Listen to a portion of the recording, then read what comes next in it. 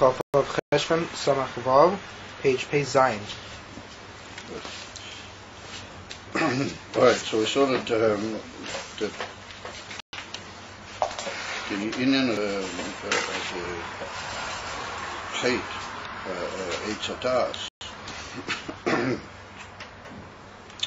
the Indian of the Shviras HaLuchos, Moshe Rabbeinu, and the necessity for there to be the two sets of Luchos, well, they all caused the Indian for Achorayim in the Indian of Torah. And we saw that Achorayim meant not the Gilui or the Pnimius, but a certain real aspect which could give rise to a not recognizing the emes kavana in Torah when you learn it. In other words, if you get involved in certain inyonim, which even though you're learning Torah, but that's like a sort of a real aspect, it's not the pnimius and the emes kavana of that inyan, and so therefore you get slightly involved in your own self or your own motives, in your own what's brought in other places, instead of your own yeshus, and you're not able to see the emes gilui of the Eibishter's rotzen in every prat in the Torah, and that's called achorayu, like the rear aspect. The word ponim means the pnimius, how Elokus and the Eibishter's will are begolui in every prat in the Torah. So we saw that through the union of the breaking of the luchos and the cloud, that was a result of the chet eitzadas. When Moshe Rabbeinu received the luchos achreinos, even though they were like a re-establishment of the whole covenant and the whole affection of the giving of Torah to the Yidden, nonetheless they didn't have all the tremendous elevations and milas that the first luchos had. And the first luchos were cool upon him, but we saw that the second luchos had a trace of what's called achorayim, even though the Alter Rebbe brings over there in the famous passage towards the end of the Tanya Mamish in the Kuntrasachrin, that the second luchos there was also the writing, visible ponim ve'ocher. There was the writing on the luchos was readable from both sides, but that we saw was also the case in the first luchos, indicatory of the union of pnimius and ponim, meaning that there was no, as it were, rear side to the luchos achreinos also. However, the Rebbe pointed out in the brackets that that was only by the luchos, not by the generality of Torah which we have to learn and which was given to us together with the luchos achreinos, and particularly as we see here in this whole passage, that together with the luchos achreinos was given a tremendous body of Torah shebial peh. We saw medrash and agodatas and halachas, but that's also called the Talmud. It's also called the Gemara v'ka'itza b'zeh. But all of those inyanim are necessary, as we'll see in the final teretz, for the whole question for the bira of the Olam and the purification of the Olam from the chet eitzadas and from the chet ego and from all of those yeridas which have occurred in the world. We need all of those inyanim in Torah in order to purify and bring the world ready for the union of Gilui HaMashiach. That's going to be the biur. So that was in the rest of the Torah, even despite the fact that in the luchos achreinos themselves they were kulei ponim, but there was a certain achorayim in the rest of Torah, particularly with all of the details that were given together with the luchos achreinos. So gamkein, we saw after the brackets mashaloi hoya kol uma veloshin shaletas pohem, that the Gemara over there in Sekta Eruvin adds in the second opinion, which we saw that they don't differ, the two opinions, but apart from the fact that there wouldn't have been forgetfulness in Torah, what that means in the learner of Torah himself, the way the learning of Torah in that way that it would have been from the first luchos would have also affected the world, that all of the goyim and all the other aspects of the world around us would have been betalim legamri to Yidden and to the Kavanah Elokis. Now it came through Yidden, And not only they wouldn't have been able to have any control over Yidden, but they would have been completely batel. And therefore, Klum of Eloshin lo shaletas by him. So the Rebbe said that's dependent in the fact that the Luchas Rishonos, they were kulei ponim, and they didn't have this trace of achoraim, or inability to reach the emes kavon and the emes pnimius of the Elikus in Torah. But since, however, after the breaking of the Luchas and in the Luchas Shniyos, there was a certain trace of that, and therefore there could also be a giving a place to a shlita from the Goyim. There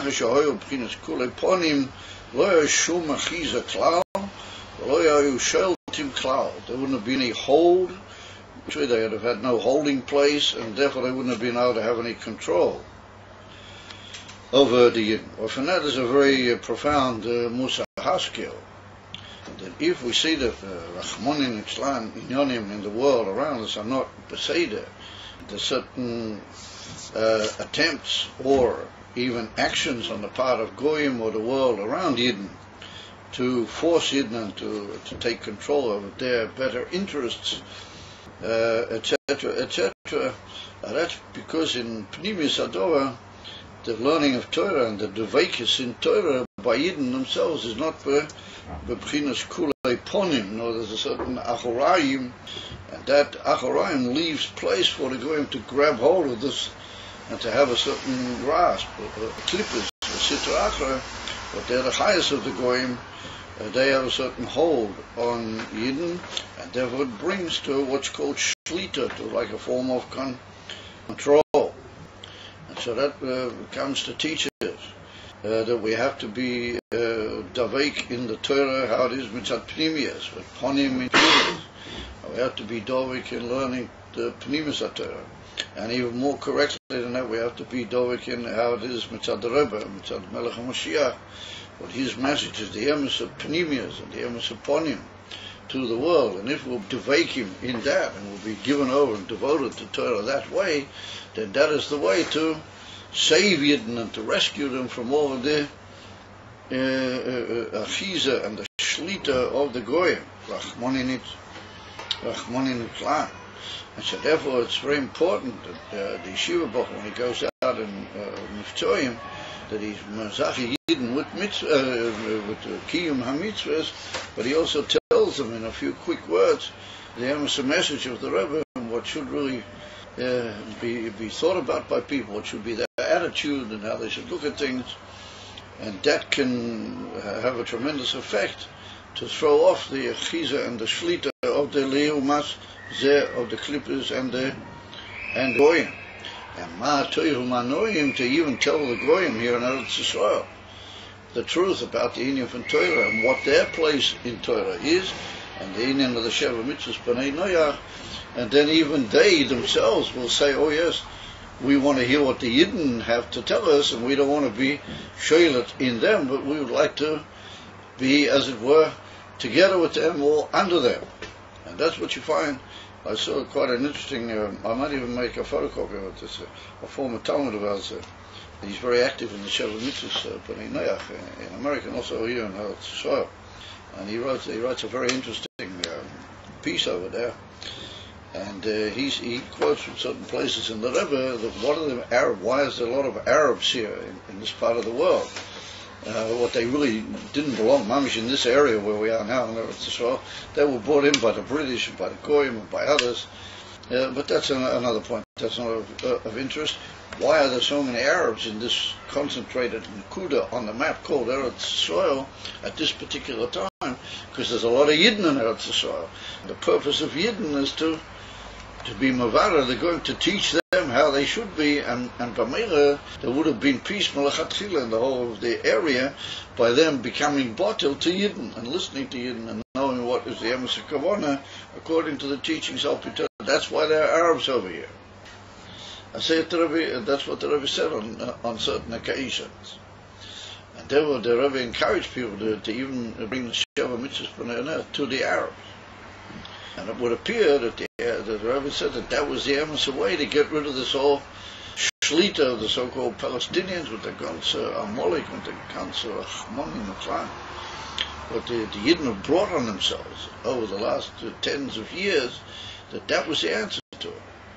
To alter the whole idea that the Arabs are not here, that you should be bottled to the Arabs. Pink verkeerd. The Arabs are here, that they should be bottled to the Yidden. And had Yidden gone with a Yad Chazaka straight after the 6-Day War and put them in their right place and done with them what should have been done, even though it might have been a bit strict, Malachatchila, they would have been endlessly happy and they would have been in a much better situation, and they wouldn't have gone around the world killing off other human beings all over the place. So therefore we see that that's the in the Musa Haskell of those few lines which are written here in the Maimon. That Dafka when Yidden are Kulei Ponim, when they're devoted to Torah, it's at the Pnimiyas and the Emes of Kavanah of Torah. And they listen to the Emes Einei Ho'eda, the Emes eyes of the whole congregation, but those are the Emes Rabbeim, the Emes Chachmei HaTorah.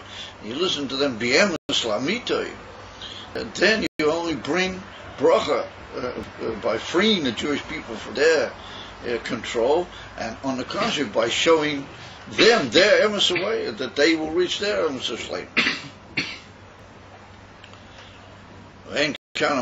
There's not the place here to go into the whole Aricha, but there is place to go into the great Aricha, because that is the secret to the terrible situation in which we find ourselves now.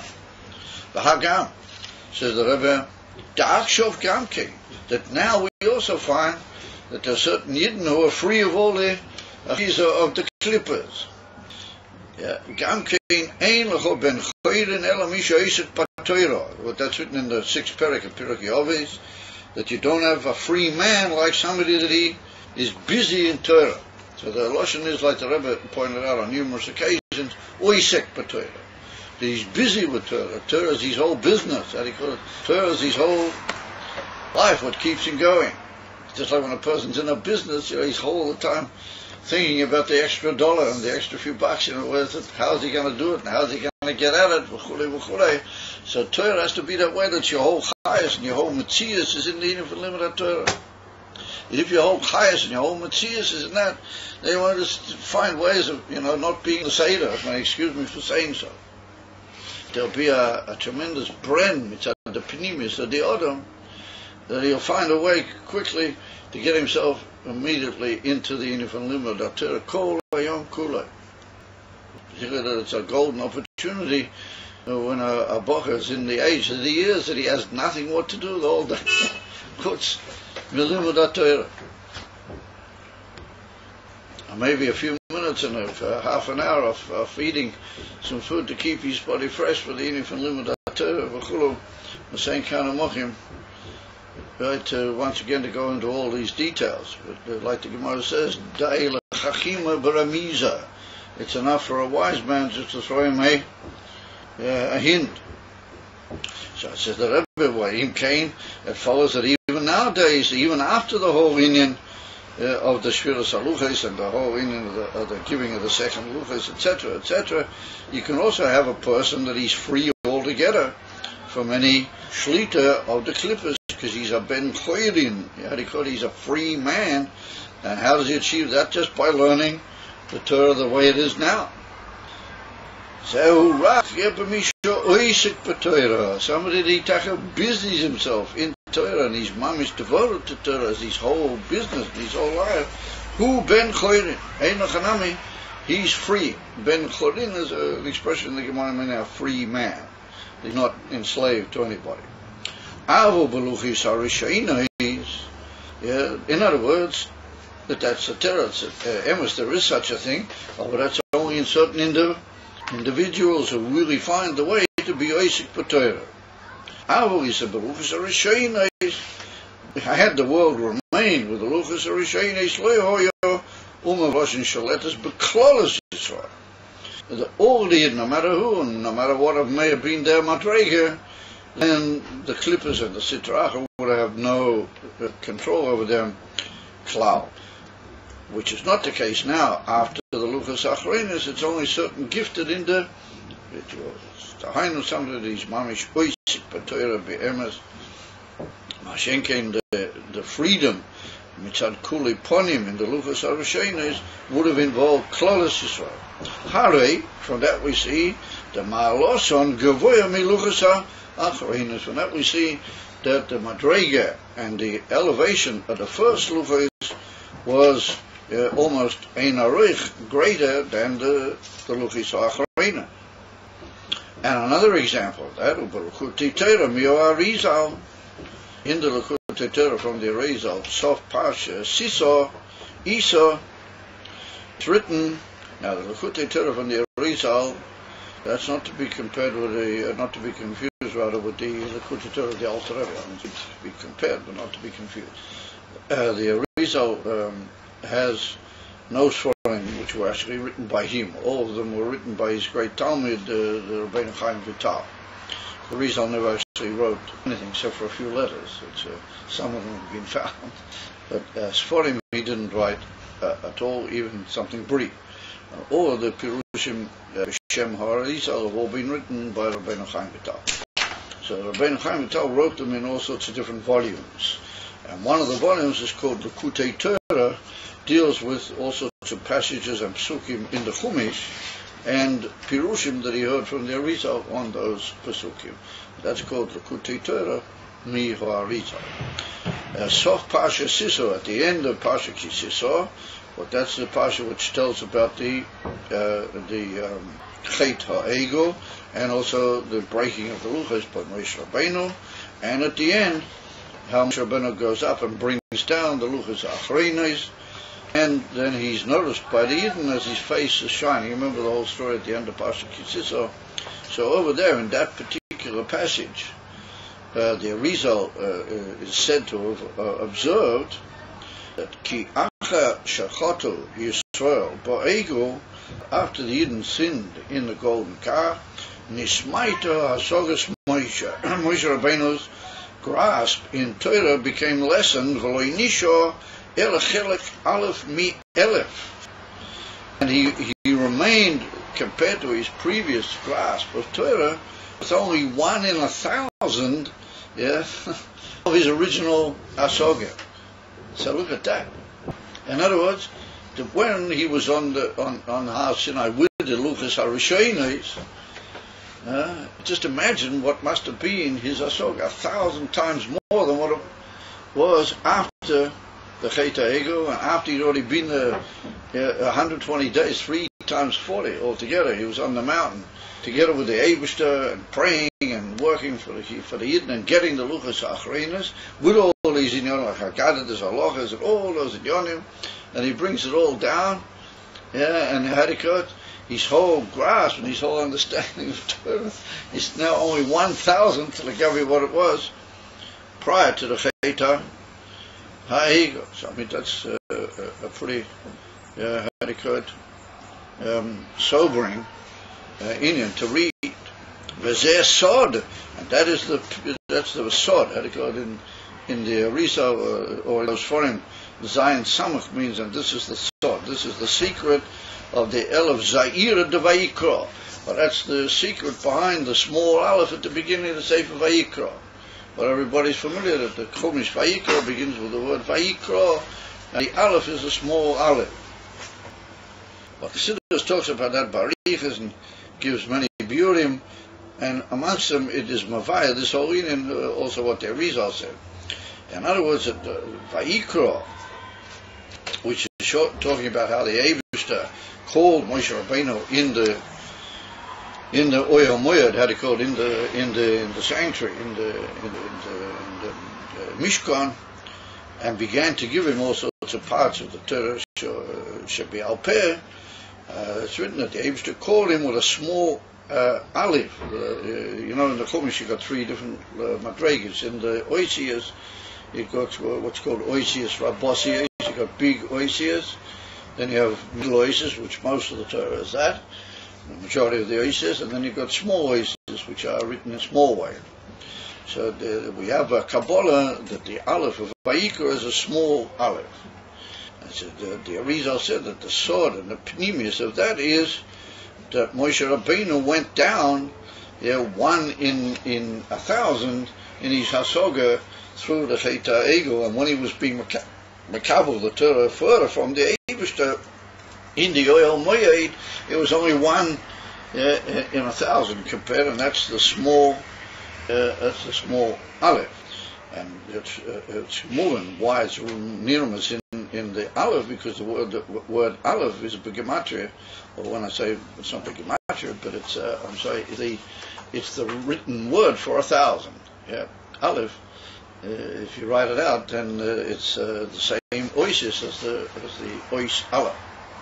So therefore, a small Aleph indicates that we've gone down from a big Aleph into a to 1,000th of it. We've gone down in small Aleph. It is written over there in the Likutei Torah from the Arizal. V'al zeh romzu Razal, and our sages hinted at that whole idea that Moshe Rabbeinu was affected by the Chet HaEgel in the form of a tremendous descent from his own personal level. Yeah, that it's written, Lech reid migedulas cho. Klum nosati lecho gedula ela b'shvil Yisrael. So those two words, Lech reid, they are a quote from the verse. But if you're familiar, after the whole Chet HaEgel occurred and so on and so forth, we go back, and the spotlight goes back up to Moshe Rabbeinu with the Eibishter on the mountain, and all of a sudden the Eibishter said to Moshe Rabbeinu, you have to go down, Lech reid, go and descend. Lech means go, reid means descend. Go descend from here, and look at what's happening down there. And then he says, Ki shicheis amcho, that they've ruined the whole thing. That's what it means in pastors. The Eibishter said, Ki shicheis amcho, that you brought him all the way out of Egypt. The Eibishter told Moshe Rabbeinu, you have no place anymore, you must go down. So the simple pshat from that is, because of the terrible matzah, the Eibishter said, there's no point. Yeah, the whole bris has been already, the whole covenant has already been terribly, broken. You must go down and take care of the situation, and maybe we'll talk another time. Comes along our sages, and our sages teach it, Lech reid migdulas cho. You must go down from. In other words, our sages teach it as meaning that it was a Yerida in Moshe Rabbeinu himself. That the Eibishter said, go down. He didn't just mean go down and control the situation down there, but he said, go down from yourself. Yeah, Lech reid migdulas cho. So I asked myself, thinking, well, if you kashi, what's Moshe Rabbeinu to blame? Why should he get a Yerida in his Madrega? He didn't do anything. He was up on the mountain with the Eibishter receiving the Torah when the Yidden are involved in this terrible hate. So why should he go down from his Madrega? Why should he go down from his greatness? So therefore the Eibishter immediately adds, the klum, nosati lecho gedula ela b'shvil Yisrael. Klum means, for no other reason. I didn't give you any greatness only for the sake of Yidden. And if Yidden don't have any greatness, then there's no point in you having greatness. So here we see the unbelievable, inseparable connection between Moshe and the Yidden. In other words, that the whole building of Moshe Rabbeinu to his unbelievable madrega that he had on the mount when he received the first luchos, well, that was all only for the sake of Yidden. If Yidden have had a terrible Yerida, then you also must go down. We can't allow you to be on the madrega that you were. And the result is Mavayah was 1 in 1,000. Klum nosati lecho gedula ela b'shvil Yisrael. V'hainu lefi. That's what he's now masbir. The Rebbe, lefi sheYisrael hoyu b'chinas regel sheloi. The Yidden were literally the foot of Moshe Rabbeinu. Moshe Kosu, like it's written over there, the Torah itself tells us that Moshe Rabbeinu said, Sheish me'eis elef ragli ho'am asher anecha bekiru boi. Moshe said that there's 6,000, 600,000 sheish me'eis elef ragli ho'am asher anecha bekiru, which I am amongst them. He said it to the Eibishter. In other words, there's 600,000 people, and I'm in the midst, like I'm amongst them. but he put in the word ragli. Yeah, he said the 600,000 feet literally of people, or ragli meaning, so that's a way of talking. Later we find in the Sfarim of Danach, if you want to count like an army or a number of people, then you can say so many and so many feet, as it were. So Sheish Mois Elef Ragli, or you can say Seres Elefim Ragli, or Mashu Kazeh. But the Rebbe and the sages hint with that, the fact that the Yidden are described by Moshe Rabbeinu as being 600,000 feet of him. They're his feet, or they're at his feet, or they're part of his feet. How do we see? Because he says, Asher Anechi B'Kirba, well, I'm in their midst. So that indicates that the Yidden, like Gabi, Moshe Rabbeinu, were just like feet. They were like his feet. So you say, well, if they were just like his feet, then when something went wrong with them, why does he get a whole 999 portions of his whole Madrega taken away? Take away one little piece here, like the heel of the foot or something like that. Why does he lose almost everything? Because of the connection with the Yidden.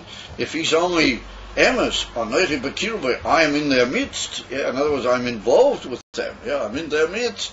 But they're only like feet, Lagabi me, Mikol Mokim, says the Rebbe, even though they were only like feet of Moshe Rabbeinu, Mikol Mokim Bohem Ve'al Yodom Nimshak L'Meisha B'Chinas Makif V'Roish. Yeah, that there was Nimshak, a tremendously high madrega to Moshe Rabbeinu, which was a Makif, even Lagabi Moshe Rabbeinu. And it was Mamish, the highest madrega, which can be called head, Roish. So we see that, how do you call it, the famous principle, that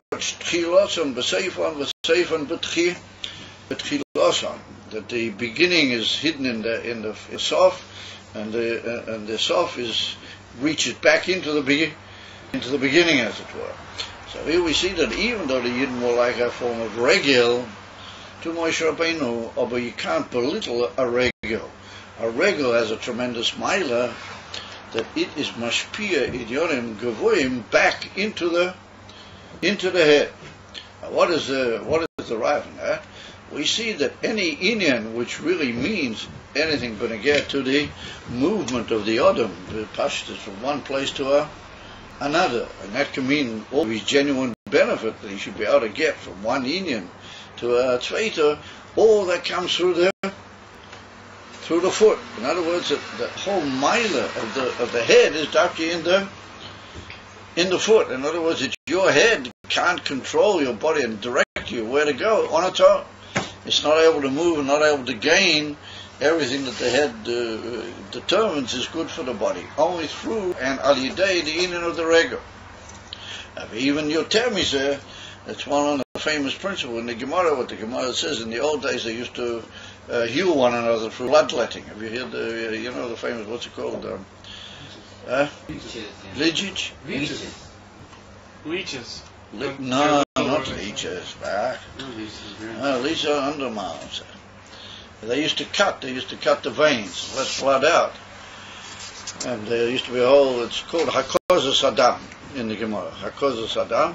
And they said that if you let out at certain points in the body, then that affects a certain amount of blood, then that lets out the bad blood of a certain area which is being affected.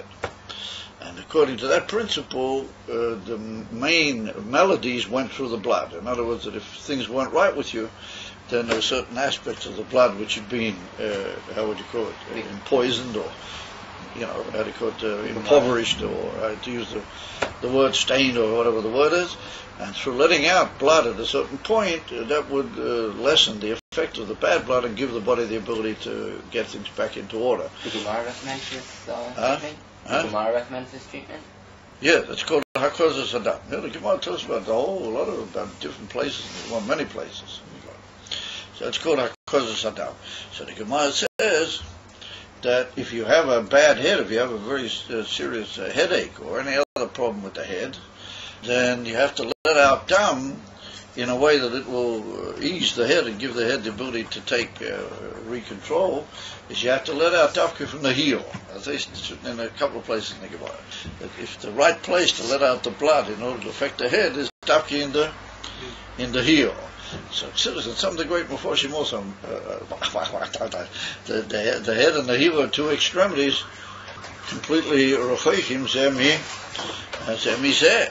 So there's a great Meforshim say from that we see that the tremendous connection in the areas of creation, how Kedusha, that the highest points and the lowest points are connected and integrally dependent, as it were, one in the other, to a very important extent. In other words, not just that the regel helps the Rosh, but the regel can be mashpia into the Rosh. That's the whole thing. And we see that there are certain times and certain inyonim, for example, on Simchas Torah is well known, the famous beer, that you have to dance with the Sefer Torah. And that in the dancing and the feet and the elevation and the kashmistika feet, that is mashpia into the highest points in the neshama of the Adam and enriches his whole kesher with the inyan of the Torah.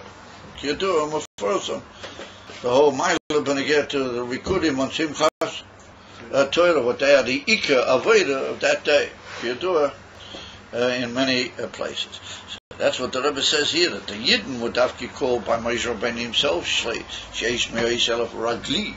They're like as if my foot, as it were. They're the Madrega of the foot. And nonetheless, Dafki, because of that, we see that they were able to be mashpia, that they should be nimshach into Moshe Rabbeinu, high levels of makif. In other words, very all-enveloping, higher than kelim, knowledge and appreciation, and oiros kavoim into Moshe Rabbeinu. V'oisen o oiros loy nismalu atachach kishenitnu alukai shniyim. In other words, that Moshe Rabbeinu lost those oiros because of the cheta ego. Well, he never was there. He had nothing to do with it. He wasn't shy close to the cheta, but because the Yidden were his feet, that they're kilchu, they're having done such a terrible sin, well, that brought in Moshe Rabbeinu a loss of even the makifim al harosh, even those madregas which were higher than the etzem kli of the Rosh, and therefore he went down into a loss of 999% or 999 portions of all his hasogah. And says the Rebbe, later when he got the Luchei Shniyos and he came down with the whole triumph of the Luchei Shniyos, nonetheless, those oiros were not replaced. Loi nismalu, they were not filled back. In other words, Moshe Rabbeinu remained with his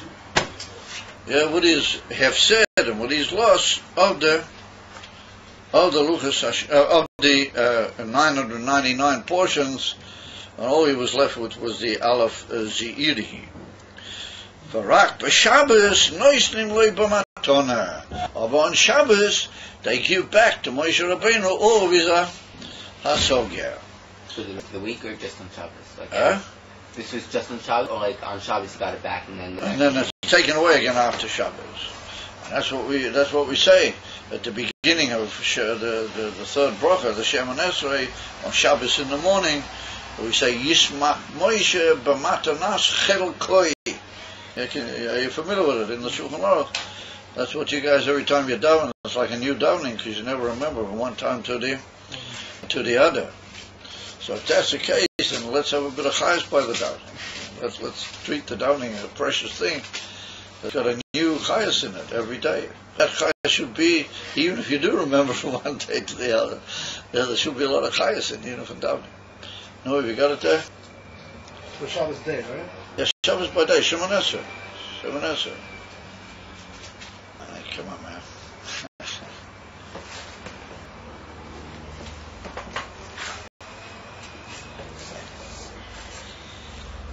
That was one of these sort of English the whole thing's almost the same. I find it very sort of frustrating. In the old cities, they got big portions, medium portions, and small portions. It sort of keeps you on your toes. Anyway, Yishmach Moshe. Yishmach Moshe b'matanas b'matanas chelkoi, that Moshe Rabbeinu is happy on the day of Shabbos with the giving back, or with the matana, the gift of his real chelik. In other words, his whole 1,000. It touches the result. That's the pshat. Yeah. So now you realize what you have to say on Shabbos. Otherwise, it's really a little hard to understand. You know, had his good Yismat Moshe b'matanas chelkoi. We said that Moshe Rabbeinu received the Torah, and he brought down, and he gave Yidden the mitzvah from Shabbos. He came down in a way that it was a big Yerida. Therefore, the Yerida says, yeah, that's also taken care of. That's why he's so happy on Shabbos, because he gets back the whole inyan of the Aleph Oiros. So you might say, well, what's with us? You know, so it's very fascinating. It's written in a very great sefer. There's a sefer called the what's it called? I can't get names of it. It's just so many. I forget names. Anyway, there's a famous sefer. Just jump. Anyway, there's a famous sefer from the great Makubal that he was called the Rav Nosson Nato Shapiro from Krakow in Poland. He lived in the same time as the Bach. He and the Bach were contemporaries. Also, if I'm not mistaken, I think he also saw the Ramah. I think he was in approximately the same time. But the Ramah was the Rov in Krakow. So he was an unbelievable Makubal. Pretty close. He just knew the whole Kabbalah, but he just saw things. People, asked him things, and he just sort of booming. They were just dumbfounded. He was mamish a seer, how do you call it? A novi, amiti. What's he called himself? I can't think of the name of his sefer. He wrote a very famous sefer. I can't think of the name of it. Anyway, that's what we're talking about. Oh yeah. So he says that on Erev Shabbos, just before Shabbos comes in the last couple of hours before Shabbos comes in, Moshe Rabbeinu already gets it back, and since he loves the Yidden so much, Moshe Rabbeinu, and he's so devoted to Yidden, he spends the last little bit of time before Shabbos comes in going around giving it out, giving portions of his whole 1,000, that he's got back, his whole 1,000 chalokim, and that's all it's a giving it to those Yidden that he see they're preparing themselves faithfully for Shabbos. He gives them a portion of it, so that when they'll learn on Shabbos, they'll also learn completely differently than they do in the weekdays. It's not the what's he called? I can't think of the name of the sefer. Anyway, it'll occur to me shortly, the name of the sefer. As they said, that I'm not Shapiro. So there we are. But anyway, whatever the Rebbe said of Motzei Shabbos, Motzei Shabbos, it tends to go away. Well, this Motzei Shabbos is already Rosh Chodesh Kislev, so we have to hold on to everything this Motzei Shabbos. Hello, you guys. We'll hold on to everything this Motzei Shabbos and get even more. We'll have the Rebbe with us on Motzei Shabbos. And sign the Giluf and his Galus Melech HaMoshiach.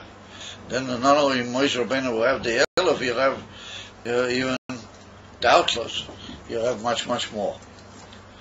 Anyway, I can see that it's very difficult to deal with these Fashloven guys around here. Once upon a time, somebody jumped up and said, "Oh, man." In the old days, I used to have a Talmud way back when I used to teach in the morning, so we were in the other room, we used to learn.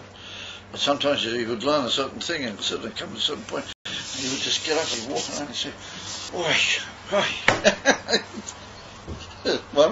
In the middle of the shir, this little kid, "Oi." He said, "Now I can understand. This is just incomparable. There's nothing like this." And one day he was over at my house, and we had a break, and I gave him some point in the phone, and he got up and he said, "Now I understand why Chabad is so chauvinistic." He said, so I said, "What's chauvinistic?" I couldn't remember for a minute what chauvinistic meant.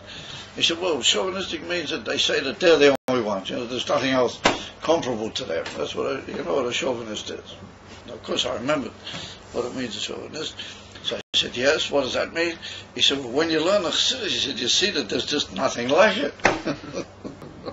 So he said, "They're right to be chauvinistic." That's what so nowadays you guys keep over a very profound point.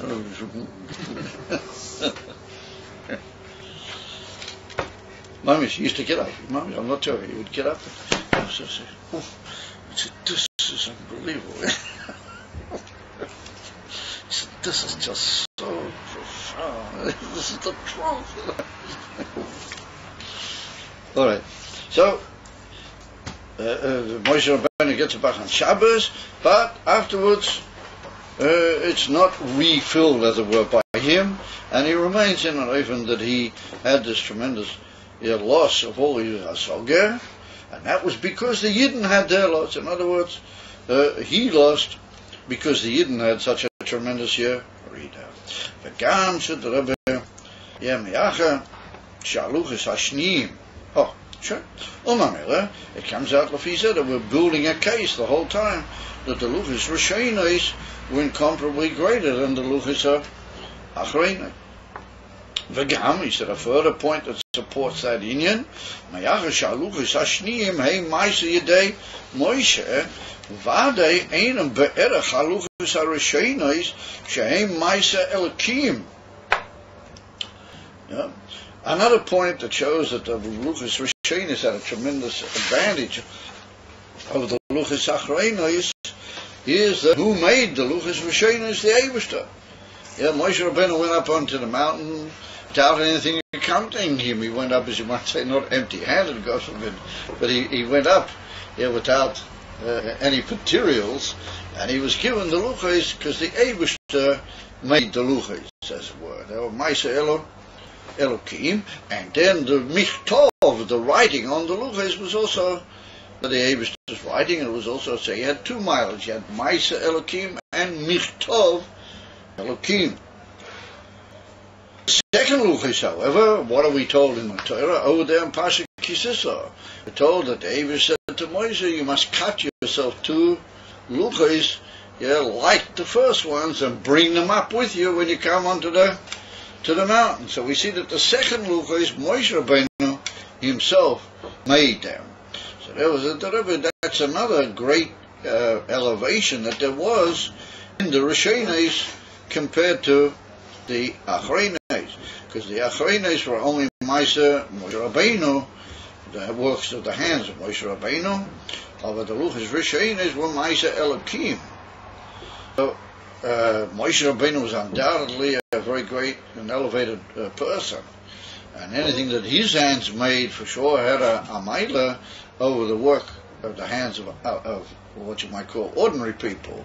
But compared to the Eibishter himself, it's moving that there was a certain human touch about what Moshe Rabbeinu did compared to what the Eibishter did Mamish himself. Hagam, even though Shah Miktov Vishniim Gamkein Miktov Elokim, even in the second Luchas, the writing was the writing also of the Eibishter. As we know, the Bishop Ben took up the Luchas, but the writing was the writing of the Eibishter. The Zeshem Mikomoke Yesh Yisrael Godel. There's a tremendous advantage. Mashal Rishonos Hoyu Maisa Elokim. In other words, it's in fact that the Luchas Rishonos were the work of the Eibishter himself. Well, that's a tremendous advantage that there was again in the Luchas Rishonos compared to the Luchas Achreinai. Well, from that we can understand that something that's absolutely Elokus, it's Maisa Elokim. If we take, for example, the tremendous Maila in Adam HaRishon, what was a great advantage of Adam HaRishon? And therefore the smallest little stain in him caused such a tremendous stain, but Klolos HaOlam, the whole Klolos HaHistory, was that he was called Maisa Elokim. He was there, how do you call it? Yetzir Kapov Shel HaKadosh Baruch Hu. He was the actual shaping of the hands of the Eibishter. There was no previous man to him, Adam HaRishon. He was made directly, and so he was on an unbelievably high because he was a direct Maisa Elokim. Even though the whole of the creation is continuously renewing itself, so it's all Maisa Elokim. But moving that there's Yesh B'Zeh Madregas, it's something that's directly caused, only from Maisa Elokim, and has no other shutafim or no other inyonim study him, then that's a tremendous Maila. That's the Eibishter himself, Kaviyah. The same thing that the first Luchas Why would they, this unbelievable power of no forgetfulness and no grasping for the Sitra Achra and all those inyonim? Because literally the Eibishter was present there in the sense that it was he himself that brought them into being directly from the ayin into the yesh in a directly first time way, with all milas that implied. That was Gil Elakus Kipshuta. So that when the Luchas Rishonos were present anywhere, that they had the ability to affect the whole world around them, being as they were mamish Gil Elakus Pamuchash in the physical realm. So therefore the Rebbe to say shemitzad haluchos rishonos, he said zeh shemitzad haluchos rishonos lo yoyuma veloshin sholetas, but klolos Yisrael, like we said before, that the first luchos would have caused that there wouldn't have been any control from the goyim in the generative, the whole yidden zeu lefi shein ma'aseh elokim, achamish kasu b'makim macher. There's a certain great Meforshim on the Gemara over there in Eirovin, what brings about the difference between Luchas Rishonos and Luchas Achronos. But they say that since the Luchas Rishonos were Ma'aseh Elokim, well, that's what caused that Shum Veloshin Lehoy Yochel Lishlot Bahir, that the inability of the Klippos to have any control over the Luchas Rishonos or any afilu achiza bohem, was because they were direct ma'aser of the apes. They were direct divine gilui in the gashmi mitzvahs. K'mesh kosev mokimach. V'hinei said the Rebbe. Now here we see a further angle on this whole inyan that we're dealing with. But Nadorim. So where are we holding right now? That L'chayra, the Luchas Rishonos were incomparably greater than the Luchas Achronos, and despite the fact that there was given a lot of Torah with the Luchas Achronos, but L'chayra was a big Yerida compared to the Luchas Rishonos.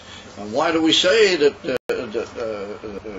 Abish said to the Yidna, to Moshe Rabbeinu, with the Luchas Shneis that Vayaged L'chot Talumish Chochma, that this is going to be like the hidden Chochmah and Kiflayim La Tushia. It's going to be the double power and the double Eitzer. That implies there's a tremendous mile in the Luchas Achronos. So we're still building the kasha that how can that really be the case? The Luchas Rishonos are incomparably higher. V'hinei, says the Rebbe ben Nadorim in the Masechta, the Gemara Masechta Nadorim, Daf Kof Beis, Omid Beis, Omru, our sages said, Ilamole chatu Yisrael, lo yiniten lohem el chamisha chumshei Torah v'seifa Yoshua levod, shenamar ki beroiv chochma roiv kaas. So says the Gemara that if it weren't for the fact that the Yidden sinned, meaning the Cheta Eichel, then lo yiniten lohem el chamisha chumshei Torah, all they would have needed were the Aseres HaDibros. Of course, they wouldn't have Aseres HaDibros, but apart from the Aseres HaDibros, they would have only needed Torah Shabbat Sav. They wouldn't have had Torah Shabbat Peh, any need, as it were, for Torah Shabbat Peh. Only Chamish Chumshei Torah and Sefer Yoshua Levod. Shenema, and the Gemara said over there, why would they need Sefer Yoshua? What's that got to do with it? So the Gemara says a very interesting thing. The Gemara says you need to have Sefer Yoshua, because in Sefer Yoshua he writes how they actually divided up Eretz Yisrael, so that every tribe needs to know exactly where he got and what portion was due to him and what was the mile of his portion compared to another one. That's all written clearly in Yoshua. In Pasha Maaseh, right at the end of Bamidbar, we're only told that you must divide it up, and that has to be divided. Ruach HaKodesh and fill it with all the riches. With the different factors in how it's going to be divided up. Although we're not told exactly where they were and what was the mile of one compared to the other, and what parts of Eretz Yisrael. So the Gemara said, why would you need Sefer Yoshua? Not to tell about all the wars and all how they conquered Eretz Yisrael. That we can understand understand that Yidden would know that the whole of the conquering was anyway L'mayla Mi'atev, and that would be understood. The Ike Indian, why you would need Sefer Yoshua, because there it's written the splitting up of the different tribes and how they got their different parts in Eretz Yisrael. And that's an essential thing that Yidden, even with all the Torah that they would have had and all the Milas and the Luchos Rishonos, they would need to know that. Well, they state in the Gemara. So therefore you would have needed Sefer Yoshua together with the Chamisha Chumshei Torah. Shene'ema ki b'roiv chokma roiv kar. Now this is a pasuk in Koheles, right near the beginning. Koheles says that if you have a lot of wisdom, then you have a lot of anger. If you have a lot of wisdom, then you sort of, how to call it, you're unrestful and you're sort of irritated and angry. Roiv chokma roiv kars.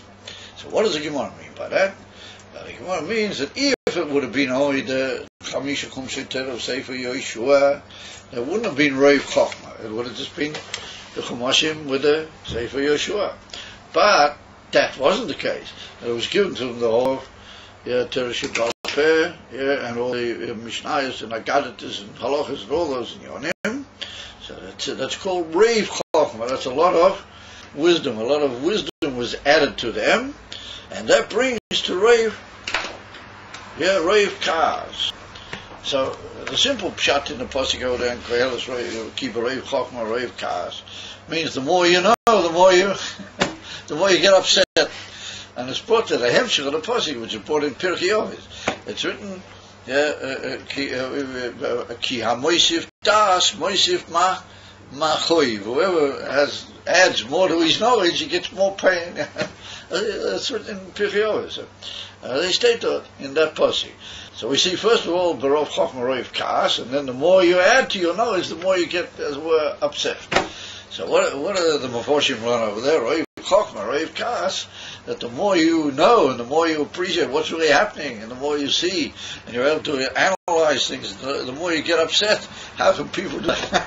As they learned the Matilda David, he said you get very angry with mankind. How come that they're messing everything up and they're blowing up, all these people running around, all these shtusim and havolim and all this? If they only knew what, in other words, you get, the more you're privileged to know what is the real story, both morally and more than that, in the creation, the more you get upset at what is happening in the world. And the some Meforshim, they learn here, keep Roiv Chokma, Roiv Kas, means, the more you become upset with the whole fact that there's evil and that things are not how they should be, or you get angry with your own self or with the Yetzer Hara, the more you know, the more you are troubled. So that comes along citizens. What does that mean? So it's written over there in a Rashi. Well, even though it's well known that on the Dorim, the Pirush Rashi, it's a suffix as to what it's really from Rashi, or maybe it was from a Talmud of it. Or no, there's a certain suffix as to whether it's really Pirush Rashi. But nonetheless, Chassidus quotes it with it's a sign that our Rebbeim relied on that Pirush, even though it may not have been Mamish Rashi. Ach hine Rashi Pirush lafi she. Boatu v'chotu, because they literally, kicked means, livot means to kick. They kicked at the Eivshter, they sinned terribly against everything that he said. V'chotu, and they sinned with the chet ha'ego. Neishif lohem ruach chokma, he got a tremendous amount of chokma, lahatrichon yoiser, to keep them busy and toiling away much more. To be matriya somebody means to preoccupy him with a lot of activity. So therefore Rashi says, whether types of Roiv Chochma, Roiv Kas, that you got a lot more Torah with the Luchos Shniyos, and therefore you have to work a lot more, and that keeps you busy, and you keep saying to yourself, if I only had time, if I wasn't so busy with all these pirushim and all that guy, I would do this, I would do that, but really you have no bread, you got to get involved. Therefore, it's like a form of tircha, and the Eivshter wants that tircha. He wants that you should dafki be, as it were, involved and busy, and that's the Lashon Kas. Kas doesn't mean anger, but it means being committed to something that, like we saw in the Eved Pashut, that he realizes that's Takabarev, Chokmarev, Kas, that the Eved Pashut, he doesn't really know why he's so committed and why so involved, but that's what he does. So therefore, that's how Rashi learns the pshat. Imamela, it follows Lefiseh once again that the fact that they got so much Torah was added in the Luchis or Achreinis. Well, that doesn't seem to be a tremendous mila, because of the Reiv Chochma, Reiv Kaas, and like Rashi, it becomes so close to a tircha. So Einachanami, a tircha can have miles and it keeps you occupied, but it's a lot of hard work. So why would we say that there's a mile in the Luchis Shnei? So he said, Eine Muvan. Oh, sure. So for Eine Muvan goes on what Rashi said. So it kills a lot of tircha and it's kaas. For Eine Muvan, the Mikol Mokim, Harizeh Ribui Torah. Behold, this is a tremendous amount of Torah. Oh, wait a minute, I missed on the line, didn't I? I jumped over something here. Kivarev Koch Marev Kaas. Moving me there. Sorry. Moving me there. You guys are just so fucked, nobody even picked me up. Moving me there. The Masha Nitan Ribui Torah. That was given a lot of Torah by the Luchas Achreinis. Zeo Mitzad Achet. It was because they sinned. They weren't that being a Chet Ego, and therefore Barev Koch Marev Kaas. Exactly gets a lot more knowledge, but it causes him upset. He's not happy with all the extra knowledge that he gets. And therefore, said the Rebbe, it follows that the extra wisdom and all the extra inyonim came because of a negative thing. And then how can we say that they're a mila? In other words, how do we say vayaged lechot talumes chochmat kiflaim l'tushi with all the milas in the Luchas Achreinis? The Luchas Shenis were much better. Everything would have been much better had we had only them. And the whole Indian we came about was because of the fact the whole, as it were, mila that there is in the Luchas Achreinis seems to be because of a sin. In Canaan, it's not really a mila. It's Reiv Chochma, Reiv Ka. He said, that's what he says. Pirush Rashi. Hine Rashi Pirush Lafi Shabbat Vuchotu Neisuf Lahem Ruach Chochma Hatrichon. Yisa. So he says, Eine Muvan to Mikol Mokim Harizeh Ribui Torah. Oh, wait a minute. We must stop. Ulachera Eine Muvan. The Im Kain Choyte Niskor. Shemayach Shechotu Niteisuf Lahem Torah. So here the Rebbe comes up with a kasha. It's a famous klal in the Gemara. It comes down in many sugis in the Gemara that Ein Choyte Niskor. Somebody who sins can't earn by it. In other words, if you sin and you do something which is not proper, whether it be minat Torah, no matter in what Indian, if you do something improper, then you're not allowed to earn from that. You can't get into a better situation following your sin. You must always lose by a sin. So here the Rebbe says, if we're going to say that Al Yidei what they sinned in the Chet Egel, they got this, Luchas Achreinis, and we're saying that the Luchas Achreinis is a lot of Chochma. What it follows is that the lot of Chochma came mitzad the sin, it came mitzad the Chedei Tzadas. So if you're going to go with this shit that we're going, that's really a big mile of Ayaged Lechot Talum is Chochma, to Kiflaim to Latushira, that's a mile, then you're going to have to face the kasha that Choyte Niskor. Because how did they get all that? They got it at the Chet. And yet, nonetheless, you're saying, oh no, it's a tremendous amount of Torah, and it's a tremendous amount of, as it were, miles of Kiflaim Latu to Shia. So that's what he says. However, Rashi doesn't go that way in Pashtus. Rashi says, so he said, but in the light of what we've just been learning, that it's a big miler, then he says, Mikol Mokim, the mashmois that how Rashi presents us is also not to be understood. Harizeh Ribui Torah. It is so close off a tremendous amount of new information. It's a tremendous body of inyonim, but it's a body of Torah. It's a tremendous multitude of new inyonim in Torah. And here we see this strange clash of nuances that we keep facing the whole time. On the one hand, we say the luchos amachai, the luchos rishaynis, the luchos achrein. Yes, but the luchos achrein, yaged lechot talum mischochem kiflaim letu shia. They have a tremendous smile in themselves. So how can that be? They were a Yerida, number one. And secondly, is that Yerida was mitzad hachet. If the Yerida was mitzad hachet, then how come that somebody who sinned got such a tremendous smile that he gets kiflaim letu shia? So Ein Nochanami. Rashi says that Ein Nochanami, that the extra Torah that they got is not always a mile, it's a tzilcha, and it's a lot of effort and a lot of struggle. The Rebbe said, well, wait a minute, that means that it's a lot of Torah. A lot of Torah means a reward. If it's Torah, then it must be like a reward. So we're back with the Shara, Chayta Nisko. So we've been playing on these two nuances all the way through the whole passage. The comparison of the Luchos Rishonos with the Luchos Achreinos, and that's in the same tone as we saw by the Yalkut we bought at the beginning. Through having hit the stone, Moshe Rabbeinu caused a tremendous, as well, Yerida in the oven of Limud HaTorah. There has to be darker with struggle and all those inyanim. So a similar type of thing. Rashi says lahatrichon, all this extra Torah they got was like a form of a tiracha. So we see that Ein Nochanami was like a form of a tiracha, but so it's a great advantage and it's a tremendous reward. So how do those two nuances come to? How do they come together? And particularly in the light of that Gemara, Masechta Nedarim, we see clearly the two nuances are there. Mitzad echad rov chochma roiv kas, and yet mitzad hasheni it's roiv chochma. It's a lot of Torah. So how can you say that that's a disadvantage? And so Rashi tries to correct that. He tries to say, well, it's a tilcha. So the Rashi says, yeah, it's a tilcha, but it's Torah.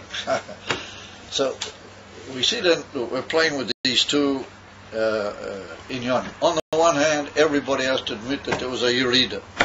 On the other hand, we all have to admit that there was some tremendous gain through this Yerida, what that's Torah, even though it's involved with Tircha. And that's the whole point that we're going to see, that if you're prepared for the Tircha, and you're prepared to struggle hard, like the first point made in the name of the Yalkut, then you'll see how B'yem Islamite, it's really a tremendous aliyah, despite the fact that it's connected with all this hard work. And that's like the nuance in Rashi, the Kasha. Rashi's look, it's a lot of hard work. And I say, that's a lot of hard work, but it's a tremendous smile. So it's Torah. So. What exactly is Tircha and Torah? Is it like you don't want to study and you force yourself? Yeah, you got to just keep hacking away there the whole time. You got to keep going back over to understand the Kasha was the Torah, and then. Yeah, in the meantime, somebody's belly in the zal says, oh, he's hungry, he wants to go and eat. And so the mashgiach says, no, you're not allowed to go and eat now. You've got to keep learning Torah. And so, have to keep horoving. Then you get up the next morning, weiter, horoving. It never seems to come to an end. You never just sort of lay back and say, oh, let's have a piece of Torah. You got the point. In other words, that it's a tremendous effort and a demand on the person. So the mile of the Evet Naaman that we saw over there, he doesn't mind the Tircha anymore because he's so full of, he knows what it's all about, and he's so full of the tremendous pneumis that he's getting out of all the Tircha, he's happy to do it. The Tzachos of it is a Tircha plate. He doesn't look at the Tircha anymore. He sees it always as a form of advantage. Huh? Is it a Tircha or is it a reward? Exactly. That's the whole point. That's what we're saying. It's both. Mitzad echad, it's a tremendous reward, but nonetheless it's a tremendous tircha. Now what we're going to see is that they're not really contradictory one to the other. That on contrary, dafki through the tircha, then you can come to the emissar reward, and you wouldn't have had that had you had the luchos rishonos bilvad. In other words, you would have had a tremendous milah, but you wouldn't have this milah that you're going to come to through having to work through all of these in. That's hinted in those two last statements. First of all, Rabbi brings Rashi. Rashi says, how is it Torah? It's after all Torah. So Torah must be a tremendous mile. We got so much Torah. So that's sort of the two questions. How can the luchos achreinos, how can they be kiflaim? They're double as it were, the Pneumius compared to the Luchos Rishonim. That's the kasha. So the answer is going to be Hainoha. That through the struggle you come to such a level in Torah that you could never have got through the Luchos Rishonim, despite their tremendous advantage and their miler for the whole Arichas Devarim. However, in order to understand that, and this is the answer to somebody who said to me the other night, oh, we keep learning in this mind was about Torah. What about something to do with davening? So here you got it. So immediately says the Rebbe, V'inyan hu dehine ani avai eloi shonisi v'atem b'nei Yisrael lo ichilisem pirush ha'novi matmiya. The Novi is amazed, and he says, Ani avai eloi shonisi. I am the Abe, so I've never changed. In other words, I'm beyond the whole bria and the whole everything is bottled to me completely. Yeah. V'atem lo ichilisim. Yeah, you didn't go out of your kelim altar. Get her. That if you were born in the fact that Ani lo shonisi, then you should go completely out of your kelim altar. Get her. It should be B'nai Yisrael. Kilisem, you should just go out of your kelim. Kilisem means to finish yourself off, let's say, to go out. How do you call it? To have expiry. And so the Novi says, Ani Hashem lo yishonizi, I have no change. I've never altered, despite the Bria and everything that came about. And you guys are just sitting around, enjoying the world. You should all be going out of your kelim and saying, we don't want the world anymore, we want only Elakus Bill. Bilvad, and in that gufa you should be saying we want Moshiach now. And now. Thank you, my gentlemen. You see, he asks all sorts of kashas in the Gemara. What is the answer? Please, just go out, tell him. There's no world, there's no creation, there's no nothing. Just go out to the Evish, and that is the answer.